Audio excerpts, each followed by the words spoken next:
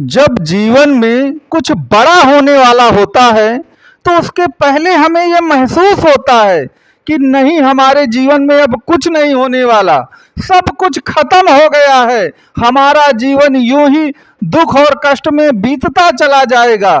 लेकिन याद रखिएगा, जब कुछ बड़ा होने वाला होता है ना, तो ऐसे ही विचार आपके मन में आते हैं। तो इस जुलाई 2025 को आपके जीवन में वह एक बड़ी घटना होने वाली है जिसकी शायद आपने कल्पना ही नहीं की होगी। शनिदेव जो हैं आपकी कुंडली में 13 जुलाई 2025 से बकरी होने जा रहे हैं और ये लगभग नवंबर 2025 तक बकरी रहेंगे, पूरे 138 दिन। तो याद रखिए, इन 138 दिनों में आपकी किस्मत जो है वह पूरी तरह बदल जाएगी। अभी तक क्या था कि आपको लगता था कि सन की 7.5 चली गई तो कुछ बदलेगा हमारा, लेकिन वह बदला क्यों नहीं? उसका सबसे बड़ा कारण यह था कि शनि डिग्री वाइज बहुत कमजोर थे।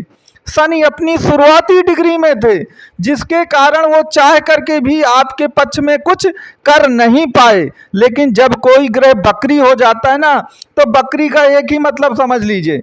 बकरी का मतलब जैसे ना कहते हैं आपकी, यार ये बड़ा टेढ़ा आदमी है, तो बकरी का मतलब यही मान लीजिए। बकरी का मतलब सक्रिय होता है, बकरी का मतलब होता है एक्सट्रीम पावर। बकरी कभी भी सामान्य ग्रह नहीं होता, वह असामान्य होता है, वह एबनॉर्मल होता है। तो अब आपको एबनॉर्मल जो लाभ हैं वो शनिदेव के मिलने वाले हैं इसी 13 जुलाई 2025 से। अब आप कहेंगे कि महाराज वो क्या क्या मिलेगा? तो एक बात याद रखिएगा कि आपको मालूम है कि जब हम बकरी ग्रहों की बात करते हैं तो बकरी माने उल्टा चलना होता है। तो उल्टा चलने का मतलब क्या होगा कि यदि शनि सीधे चलेंगे तो अभी वो मीन राशि में है, तो सीधे चलने का मतलब है कि वो मीन के बाद मेष में आएंगे, यही हुआ सीधे। लेकिन जब वो उल्टा चलेंगे तो अभी शनि जो हैं वह मीन राशि में है, तो उल्टा का मतलब होता है पीछे की ओर चलना। तो याद रखिए, मीन से पीछे कौन सी राशि होती है? कुंभ राशि होती है। तो वह अपना कुंभ राशि का जो प्रतिफल है वह फेंकना शुरू करेंगे 13 जुलाई 2025 से। तो पहली बात तो ये मानिए कि कुंभ उनकी मूल त्रिकोण राशि है और कुंभ आपकी धन भाव की राशि भी पड़ती है, क्योंकि मकर राशि के बाद कुंभ राशि आती है। तो कुंभ आपकी द्वितीय भाव की राशि पड़ती है, जो धन के कारण आप काफी कुछ परेशान हैं। अब कैसे परेशान हैं? आपका धन कहीं फंसा हुआ है, जॉब मिल नहीं रही है, तो जिसके कारण फाइनेंशियल स्थिति में दिक्कतें आ रही हैं, व्यापार चल नहीं रहा है। तो ये जो सारी दिक्कतें शनि के कारण हैं, बकरी शनि जो है इन सारी दिक्कतों को आपको पूरी तरह समाप्त कर देगा। और मैं फिर कहता हूं कि जो आपको लगता है ना कि नहीं नहीं मकर राशि वालों का कुछ नहीं हो सकता, वो यूं ही चलता रहेगा, कितने लोग ऐसे सोचते हैं? जो भी लोग ऐसा सोचते हो वो कमेंट बॉक्स में और व्हाट्सएप में लिख करके जरूर ये बात बताएं। तो मित्रों, बकरी शनि आपके जीवन को बदल देगा। और दूसरी जो घटना महत्वपूर्ण हो रही है कि देखिए, कुंडली का सबसे ज्यादा शुभ ग्रह कौन सा होता है? कुंडली का सबसे ज्यादा शुभ ग्रह गुरुदेव बृहस्पति होते हैं। अगर बृहस्पति की स्थिति खराब हो जाए कुंडली में, तो याद रखिएगा जीवन में परेशानियां आती ही रहती हैं। आप कुछ भी कर लें, आप परेशान होते ही रहते हैं, क्योंकि गुरु जो हैं अगर वह शुभ हो जाएंगे आपकी कुंडली में, तो ज्यादातर परेशानियां तो यूं ही आपकी चुटकियों में दूर हो जाएंगी। तो अभी तक गुरुदेव जो हैं 7 जुलाई तक, याद रखिएगा 2025 की 7 जुलाई तक वह सूर्यदेव के साथ हैं और अस्त हैं। और 7 जुलाई 2025 को गुरुदेव बृहस्पति जो हैं उदय हो जाएंगे। तो जब कोई ग्रह अस्त हो जाता है तो याद रखिए वह अपना प्रतिफल देने में असमर्थ हो जाता है। तो अभी 7 जुलाई तक गुरुदेव बृहस्पति जो हैं अपना प्रतिफल देने में असमर्थ जरूर हैं, लेकिन 7 जुलाई के बाद याद रखिएगा कि गुरुदेव बृहस्पति के जो प्रतिफल हैं वह आपको दूने और चौगुने मिलेंगे। अब गुरुदेव बृहस्पति इस समय मिथुन राशि में विचरण कर रहे हैं, अब मिथुन जो है वह मकर से छठवें भाव की राशि पड़ती है।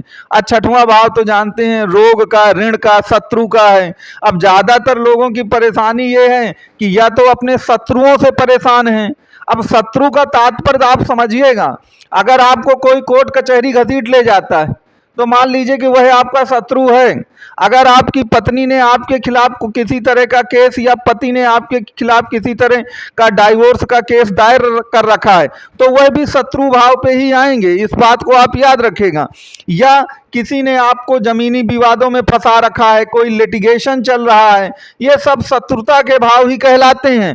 तो इन सारी दिक्कतों से जिससे आप अभी दो चार हो रहे हैं, चाह करके भी ये सब कुछ आपका पीछा नहीं छोड़ पा रहे हैं, आप बहुत परेशान हैं इन सब चीजों से। इन सभी से निजात जो मिलना है वह आपको 7 जुलाई 2025 से शुरू होगा।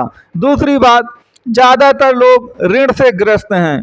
पता चला कि धन का इतना अभाव है, उसमें भी ज्यादातर पैसा ईएमआई में चला जाता है, करोड़ों का डेप्ट हो गया है, ऋण का बोझ हो गया है। क्या जीवन यूं ही घुट घुट के चलता रहेगा? तो 7 जुलाई 2025 से जैसे ही गुरुदेव बृहस्पति उदय होंगे, याद रखिएगा आपको इस मामले में भी राहत मिलेगी। और अगर आपकी कुंडली सही हुई, गुरु की पोजीशन सही हुई, तो याद रखिएगा आपको इसमें 100% सफलता भी मिलेगी। अब गुरु की पोजीशन आपकी कुंडली में क्या है वो हमको मालूम नहीं है, तो यदि आप अपनी कुंडली का कोई कंसल्ट करना चाहें तो नंबर आपको प्रदान किए गए हैं। तीसरा एक बात और याद रखिएगा कि जो आपकी मिथुन राशि में गुरु विचरण कर रहे हैं तो 6 हाउस आपके हेल्थ को रिप्रेजेंट करता है, क्योंकि रोग दरिद्र का भी भाव है, छठवां भाव। तो अगर आप रोगी होंगे तो वो भी हेल्थ से ही संबंधित है।